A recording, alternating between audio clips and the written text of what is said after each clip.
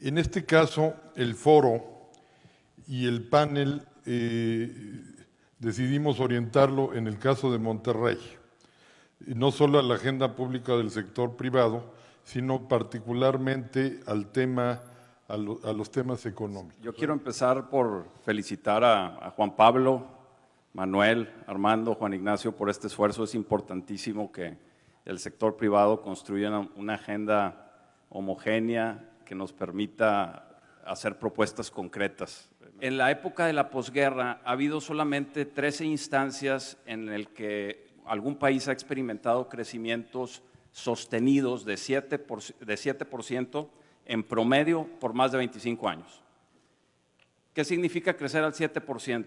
Significa que cada 10 años, cada década se duplica el tamaño de tu economía.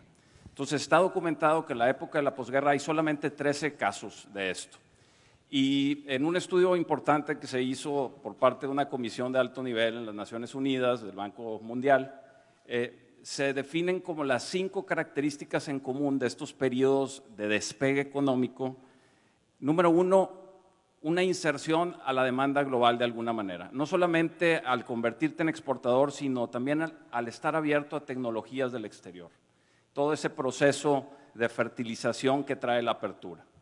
Número 2, estabilidad macroeconómica. No hay un caso sostenido de crecimiento que se haya dado en medio de un entorno de desorden macroeconómico. Altas tasas de inversión.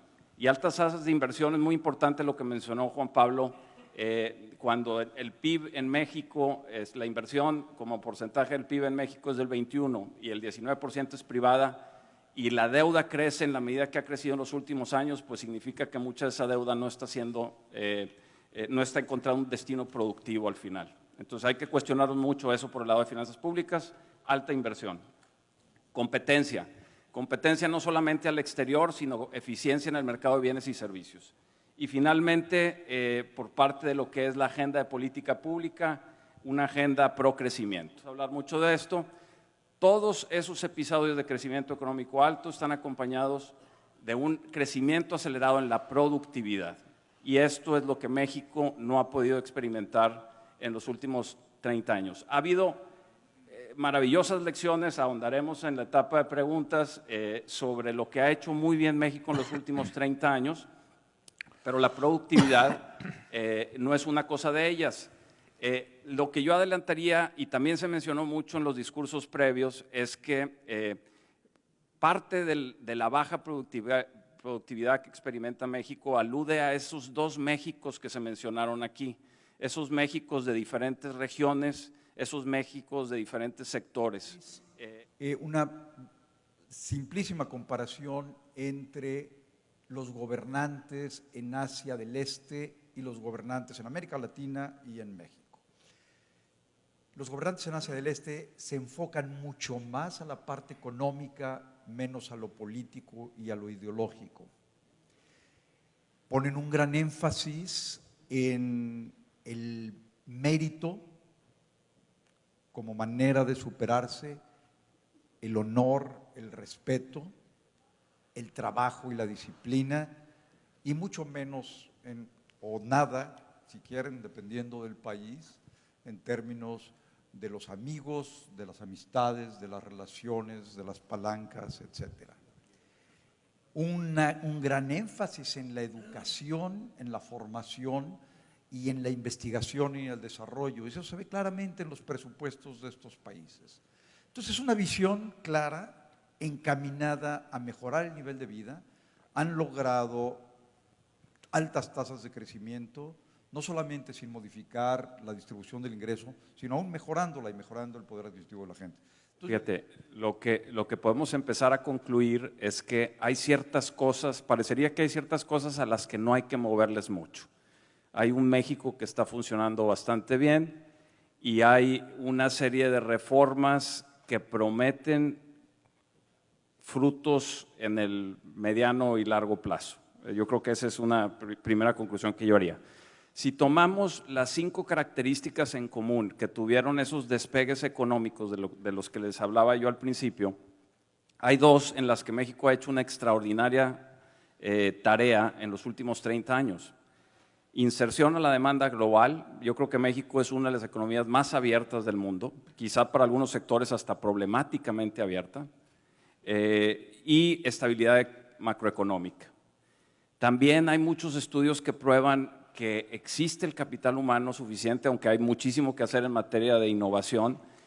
Los rendimientos a la educación son buenos en México. Entonces, ¿dónde están las asignaturas pendientes? Tiene que ver mucho con los componentes, como mencionaba Emilio, del indicador de competitividad del World Economic Forum, ¿no? Y uno de ellos, quizás en el que ranqueamos más bajo, es en el tema de institución, los marcos regulatorios, instituciones. Ahí hay un área de oportunidad muy importante para este país. Y en ese sentido yo creo que una de las cosas que deberíamos buscar es algo como el Consejo de Nuevo León para la Planeación Estratégica. No sé cómo llevarlo efectivamente, y lo platicábamos con Jesús, a nivel de país, pero el que participe el sector privado de manera continua en los proyectos, en las definiciones, revisando. En Sinaloa hay un experimento interesante también, ahí en CODECIN, el Consejo para el Desarrollo de Sinaloa. Creo que esto tendríamos que poder llevarlo un poco a esto. Creo que esos son planteamientos donde la sociedad, los empresarios, los organismos, debiéramos participar más activamente en la definición del camino del país. Yo creo que sería algo que ojalá lo podamos lograr, y efectivamente a través de la agenda y la participación de las organizaciones. Personal, pero un ejemplo de un tipo de innovación que acompaña a la democracia y propone es esto del Consejo de Nuevo León para la Planeación Estratégica. Yo rescataría lo valioso, como dije en un principio, de este ejercicio, pero yo invitaría a nuestros organismos empresariales a pensar cómo hacer de estos ejercicios una mesa permanente de diálogo y no un fenómeno de acompañamiento electoral. Eso es parte de ser ciudadano de tiempo completo. ¿Cómo le das forma a los diferentes temas para que sean parte de las comisiones que ya tenemos en CCE, que ya tenemos en Coparmex, que ya tenemos en Concamín, y que nos den una vía de comunicación permanente con la autoridad sobre temas, no solamente sobre quejas, y un canal para proponer? Yo creo que esa es una vía de acompañamiento democrático muy interesante, y habría que dimensionar si realmente se puede escalar a nivel nacional, y me parece muy atractiva la idea de tratar de pensar en una especie de Consejo Nacional de Planeación con participación del sector privado y con la participación y la vinculación directa de los cerebros subutilizados de México en la academia para solución de problemas de política pública. A mí me parecería un experimento muy digno de intentarse. Creo que el gran reto es mejorar el nivel de vida de la gente, esto con empleo, y el empleo requiere inversión en tecnología y en capacitación de la gente. Aprovechar toda la nueva revolución que viene, y sí, una gran participación ciudadana efectivamente.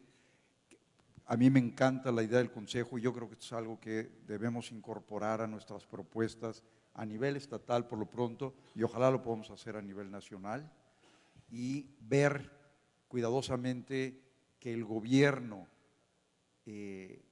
sea un gobierno competitivo. Una agenda digital es fundamental, eso elimina corrupción y ayuda a eliminar también la impunidad, porque se pueden identificar las cosas.